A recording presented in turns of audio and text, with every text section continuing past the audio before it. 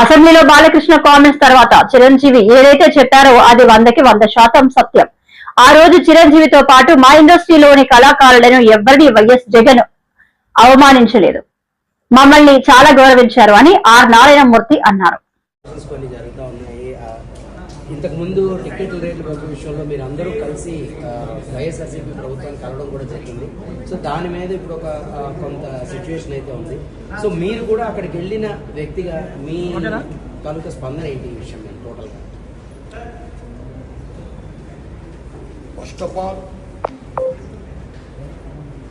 మన ఆంధ్రప్రదేశ్ ప్రభుత్వ అసెంబ్లీలో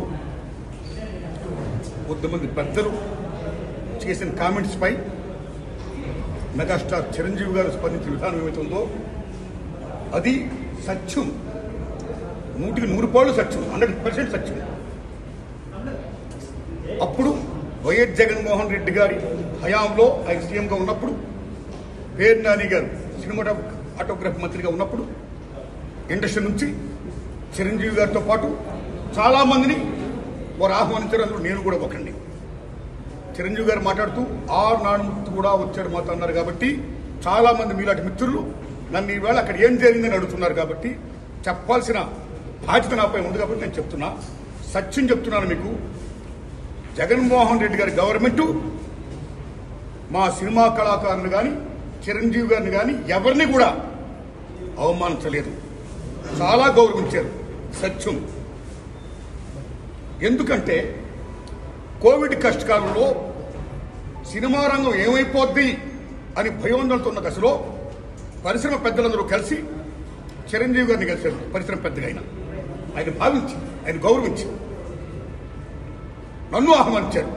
చిరంజీవి గారు స్వయంగా నాకు ఫోన్ చేశారు కూడా. అదే సంస్కారం. అప్పుడు నేను ఢిల్లీలో ఉన్నా. నారాయణమూర్తి ఇండస్ట్రీ క్లిష్ట పరిస్థితిలో ఉంది. భారీ చిత్రాలతో పాటు సగటు సినిమా తీసిన ఇలాంటి వాళ్ళు అందరూ కూడా రావాలి, ఎప్పుడు నేను చెప్పాలి, మనందరం ప్రభుత్వాన్ని కలవాలి, ప్రభుత్వం నుంచి మనకి ఏ సహాయ శాఖలు వస్తాయో మనం స్వీకరించాలి, మనం విన్నవించాలి అని చిరంజీవి గారు చెప్పడం, అందరూ మీట్ అవడం చిరంజీవి గారి ఇంట్లోనే ఇది జరిగింది. అప్పుడు అనేక మంది వారు యొక్క అభిప్రాయం చెప్పారు. ఆయన్ని తీసుకుని మన సీఎం గారి గారితో నేను చెప్పారు. వారు సీఎం గారితో మాట్లాడారు స్వయంగా.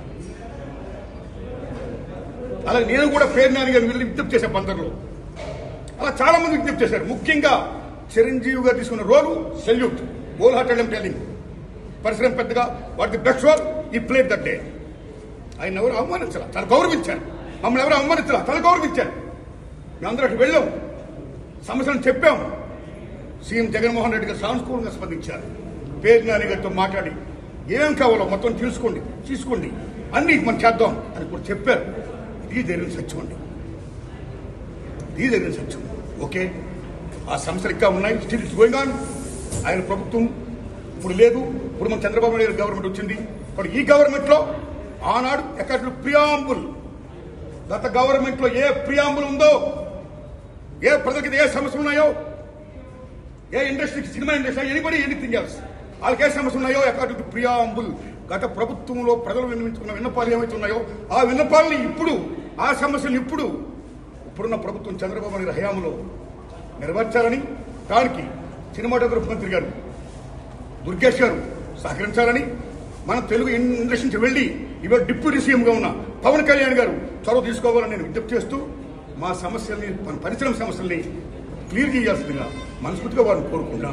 Thanks a lot.